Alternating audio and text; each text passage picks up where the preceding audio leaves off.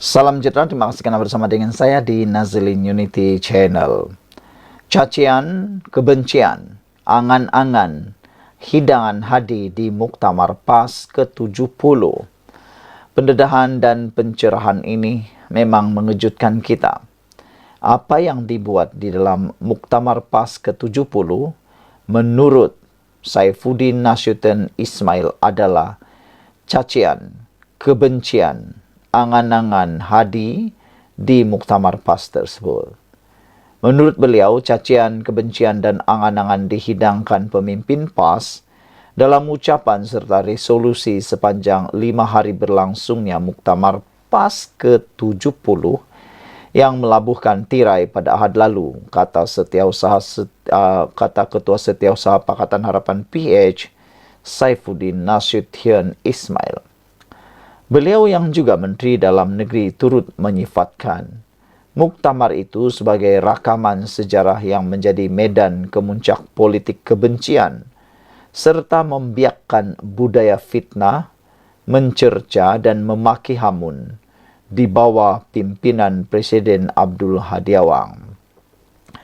Umat Islam di Malaysia menghadapi pelbagai masalah seperti penagihan dadah, keganasan domestik, rasuah serta kemiskinan. Namun, PAS dan Abdul Hadi ketandusan idea dalam isu mendesak ini, kata Saifuddin Nasution Ismail. Sebaliknya, mereka lebih fokus berangan-angan, ingin merampas kuasa kerajaan perpaduan dan mengabaikan agenda hudud yang dilaung sebagai prinsip PAS, katanya dalam kenyataan. Beliau menambah bahawa PAS telah menyimpang jauh daripada perjuangan asal di bawah kepimpinan Hadi. Abdul Hadi yang hanya dikenang kerana kepimpinan yang tidak kompeten dan lemah, katanya lagi. Beliau berkata, pemimpin PAS sering mendakwa diri sebagai ulama yang mengemudi kerajaan hidayah. Namun semasa PAS dalam kerajaan persekutuan pada tahun 2020 hingga tahun 2022, tiada usaha yang diambil untuk mengharamkan arak dan perjudian di negara ini. Selama 30 bulan lebih, PAS menyertai kerajaan ketika itu. Ini membuktikan PAS sebenarnya lompong dan ketandusan idea dalam memimpin dan membangunkan negara. Kegagalan ini jelas apabila rakyat terpaksa memulakan kempen bendera putih untuk membantu sesama sendiri ketika pandemik COVID-19, katanya lagi. Pada itu, beliau turut memberi kata dua bahawa pentadbiran Perdana Menteri Datuk Seri Anwar Ibrahim akan terus berusaha meningkatkan ekonomi negara. Saudara-saudara sekalian, inilah yang paling perlu diketahui oleh netizen. Apabila Saifuddin Nasution Ismail kata, cacian, kebencian, angan-angan, hidangan hadi di Muktamar PAS ke-70. Apa pula pendapat anda semua? Sebelum kita beralih kepada isu yang lain, sila tinggalkan komen anda tentang dakwaan ataupun kenyataan Saifuddin ini bahawa pada itu Saifuddin kata, beliau turut memberi kata dua bahawa pentadbiran Perdana Menteri Datuk Seri Anwar Ibrahim akan terus berusaha meningkatkan ekonomi negara walaupun diganggu-gugat oleh kempen-kempen yang tidak bermanfaat. Sekian untuk kali ini. Jangan lupa tinggalkan komen anda. Salam sejahtera. Terima kasih kerana bersama dengan saya di Nazilin Unity Channel. Habislah PAS, habislah Perikatan Nasional Pembangkang dengan pendedahan ini, kata netizen. Ini apabila masalah air Kelantan 34 tahun pun tak berkesudahan. Tapi bercita-cita nak mengubah pula negara ini. Bercita-cita paling mengejutkan nak merampas pula Sabah. Sedangkan kerajaan negeri Kelantan 34 tahun pun masalah air tak selesai-selesai. Ini kan pula nak bercita angan-angan nak merampas Sabah. Nak pula untuk menjadi kerajaan semula.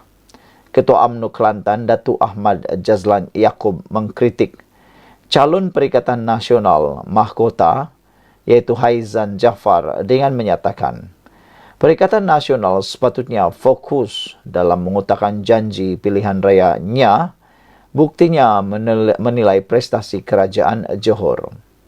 Menurutnya, meskipun sudah 3 dekad menjadi kerajaan, PAS dan Perikatan Nasional gagal menyelesaikan masalah asas seperti bekalan air bersih dan masalah perparitan. Perikatan Nasional ada 4 negeri, tetapi ia masih belum menyelesaikan masalah Kelantan selepas 34 tahun. Jangan cakap pasal mitigasi banjir bila isu bekalan air dan parit pun masih belum selesai, kata beliau yang juga ahli Majlis Tertinggi UMNO ketika berkempen untuk calon BN Syed Hussein Syed Abdullah. Beliau berkata demikian sebagai respon kepada Haizan yang mengkritik kejadian banjir di Kampung Bentong yang tidak berkesudahan meskipun ada usaha dari pihak kerajaan negeri. Jazlan turut mengkritik Perikatan Nasional kerana tidak mengutarakan janji pilihan raya seperti projek terminal bas yang tidak siap di Kota Bahru. Janji dalam manifesto selepas manifesto. Kalau kamu nak kempen, buat betul-betul. Rakyat sedar janji kosong ini, katanya. PRK Mahkota pada 28 September adalah di antara calon Perikatan Nasional dan BN. Saudara-saudara sekalian, sebelum kita kepada isu yang lain, siapa yang anda ramalkan akan memenangi pilihan raya PRK Dun Mahkota ini? Adakah Barisan Nasional UMNO mampu mempertahankan kerusi itu? Atau adakah Parti Perikatan Nasional, Gabungan Perikatan Nasional, melalui calonnya daripada Parti Bersatu akan kalah teruk lagi? Ini apabila satu demi satu pendedahan, satu demi satu penerangan dan pencerahan mula membuatkan bersatu dalam bahaya yang besar. Kali ini, Ketua UMNO Kelantan, Datuk Ahmad Jazlan Yaakob, menyatakan bahawa masalah air Kelantan pun yang sudah 34 tahun diperintah oleh PAS pun tidak berkesudahan, tidak dapat diselesaikan, tapi berangan-angan pula nak menyelesaikan masalah air atau mengkritik masalah air yang ada di Johor. Ketua UMNO Kelantan mengatakan bahawa PN sepatutnya fokus dalam mengutarakan janji pilihan rayanya, pilihan raya, bukannya menilai prestasi kerajaan Johor. Sekian untuk kali ini. Jangan lupa tinggalkan komen anda, tekan butang subscribe. Jumpa lagi. Salam sejahtera, terima kasih kerana bersama dengan saya di Nazilin Unity Channel. Ekonomi kini berkembang kerana pelaburan semakin percayakan Malaysia, kata Gubernur Bank Negara Malaysia. Adakah inilah yang paling ditakuti oleh Mahathir dan Muhyiddin serta pembangkang? Gubernur Bank Negara Malaysia, Datuk Seri Abdul Rashid Abdul Ghafur percaya peluang ekonomi negara untuk berkembang dalam jangka masa yang panjang adalah cerah kerana keyakinan pelabur terhadap Malaysia. Beliau berkata pelaburan yang diluluskan berjumlah hampir 84 bilion untuk suku pertama tahun 2024 mencerminkan kepercayaan pelabur terhadap negara ini yang semakin kukuh. Apa yang penting ialah prospek jangka panjang kita adalah cerah kerana pelaburan meningkat semula dengan kukuh dalam apa yang digambarkan sebagai kitaran menaik pelaburan terbaru, katanya menerusi Astro Awani.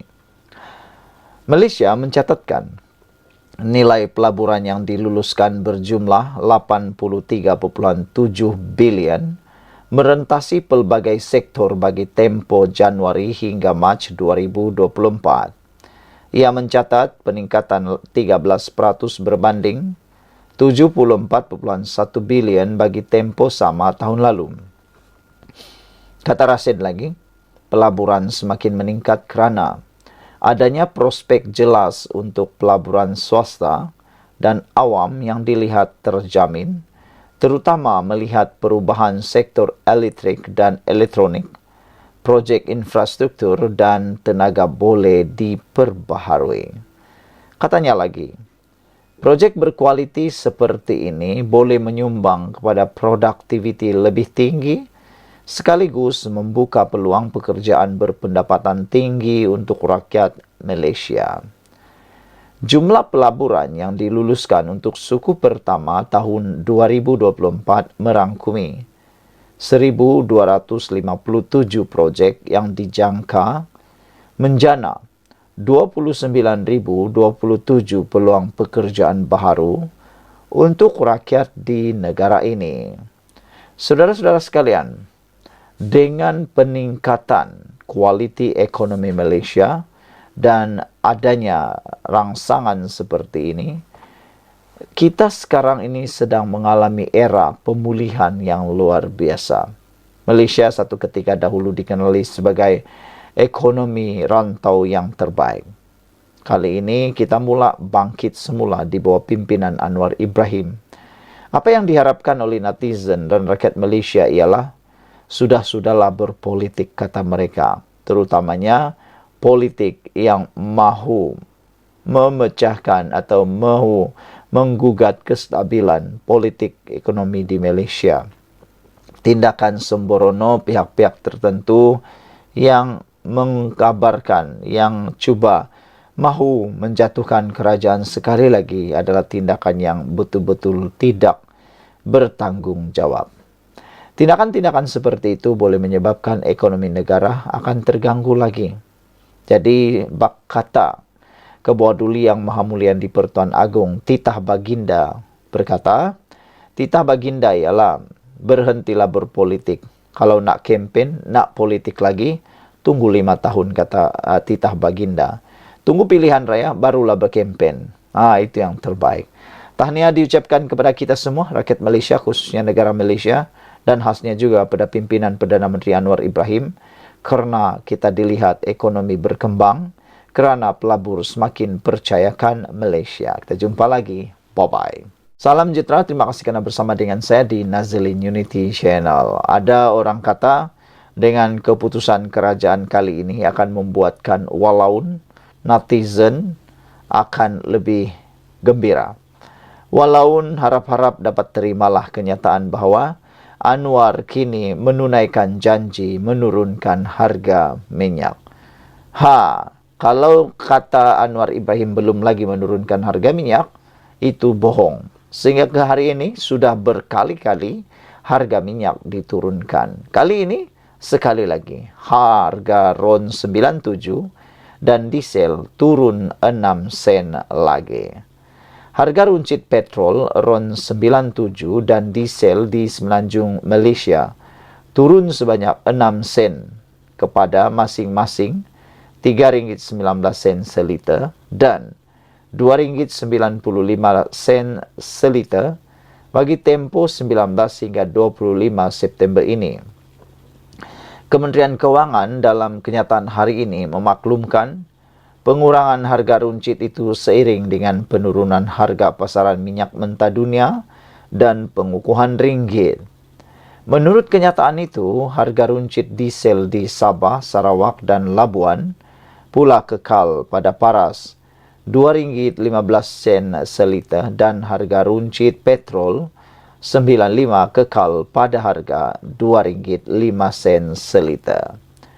Penetapan harga itu ditetapkan berdasarkan harga runcit produk petroleum secara mingguan dengan menggunakan formula mekanisme harga automatik. Sejak 8 Ogos lepas hingga kini, kerajaan telah menurunkan sebanyak 40 sen seliter harga runcit diesel di Semenanjung Malaysia, manakala harga runcit petrol RON 97 turun sebanyak 28 sen.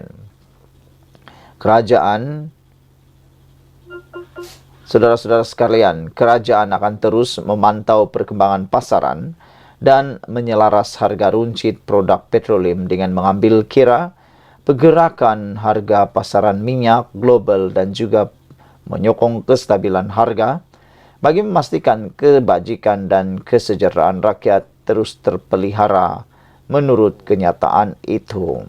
Kita nak tunggu apa reaksi walaun, apa reaksi pembangkang dengan penurunan harga minyak berterusan daripada pihak kerajaan ini. Jangan kata Anwar tak payung.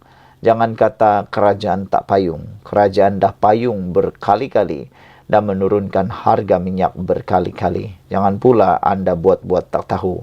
Sekian untuk kali ini. Jangan lupa tinggalkan komen anda. Salam sejahtera, terima kasih kerana bersama dengan saya di Nazlin Unity Channel. Ini isu paling panas yang berlaku di Malaysia. Syndicate counter setting. SPRM jumpa hampir RM800,000 di bilik tidur pegawai immigration grade rendah. Wow! Inilah yang paling kita benci berlaku. Bayangkan duit yang dikumpul melebihi lebih kurang hampir RM800,000 disimpan dalam bilik tidur. Kita ni bukan di bilik tidur, dalam bank pun kosong, dalam akaun pun hampir kosong. Ini kan pula mereka tiba-tiba pula pegawai immigration grade rendah ada RM800,000 di dalam bilik tidur. Oh, ini memang hebat. Mungkin berbantalkan duit, mungkin bertilamkan duit. RM800,000. Dari mana RM800,000 itu? Pastinya syndicate counter setting. Wah, harap-harap ini akan menjadi pengajaran kepada ramai orang. Seorang pegawai immigration yang didakwa bersekongkol dalam sindiket membawa masuk warga asing melalui counter setting didakwa memiliki sejumlah wang tunai sebanyak hampir RM800,000 yang disembunyikan di dalam bilik tidur. Menerusi pendedahan dibuat Ketua Pesuruhjaya SPRM Tan Sri Azam Baki, kata pihaknya menemui sejumlah RM518,220 dalam bagasi di bilik tidur pegawai wanita immigration grade KP22 di kediamannya di Pahang. SPRM turut menemui wang tunai RM248,443 yang disimpan di bawah katil bilik utama pegawai immigration lelaki grade KP19 di rumahnya di Melaka. SPRM telah menyita wang tunai berjumlah RM41,990 dan RM696 menerusi operasi tersebut. Katanya menerusi sidang akbar di Ibu Pejabat SPRM hari ini. Sindiket counter setting menyaksikan lebih banyak pegawai penguatkuasa yang menerima rasuah membawa masuk warga asing ke negara ini. Kira-kira seramai 60 individu termasuk 50 pegawai agensi penguatkuasa telah ditahan Suruhanjaya berkenan. Modus operandinya ialah yang dilakukan sindiket ini adalah dengan mempromosikan pakej untuk masuk ke Malaysia melalui platform media sosial khususnya di Facebook dan Telegram. Difahamkan terdapat ejen yang akan menghubungi pegawai immigration terbabit menerusi aplikasi WhatsApp bagi mendapatkan tarikh sesuai bagi membolehkan kumpulan warga asing itu datang ke Malaysia sebagai pelancong. Pegawai-pegawai akan diberi rasuah antara RM200 hingga RM2,500 untuk setiap warga asing yang masuk ke negara ini. Mereka juga mempunyai kod nama berdasarkan kewarganegaraan warga asing dibawa masuk. Azam Baki berkata, bagi warga Bangladesh, kod namanya ialah Schoolboy dengan rasuah sebanyak RM2,500. Bagi warga Myanmar pula adalah Junta RM1,500. Pakistan, Karpet Rp1.300. India, kicap, roti canai, Rp800. China, limau, Rp350. Vietnam, lychee nguyen, Rp350. Dan Indonesia pula, yaitu salak, Rp300. Kita bersyukur karena SPRM bertindak luar biasa sejak kerajaan dipimpin Anwar Ibrahim ini mengambil langkah membenteras perang rasuah habis-habisan. Kali ini hampir semua disapu habis dalam satu jabatan ini, yaitu immigration, yang melibatkan hampir baru-baru ini 60 individu termasuk 50 pegawai agensi penguatkuasa telah ditahan Suruhanjaya berkenan. Wah, ini memang luar biasa. Terdapat ejen yang akan menghubungi pegawai immigration terbabit menerusi aplikasi WhatsApp. Yang mengejutkan kita semua, nilai rampasan hampir Rp800.000 disimpan di bilik tidur. Hang ada Rp800.000 di bank, mereka tak ada di bank tapi ada di bawah katil.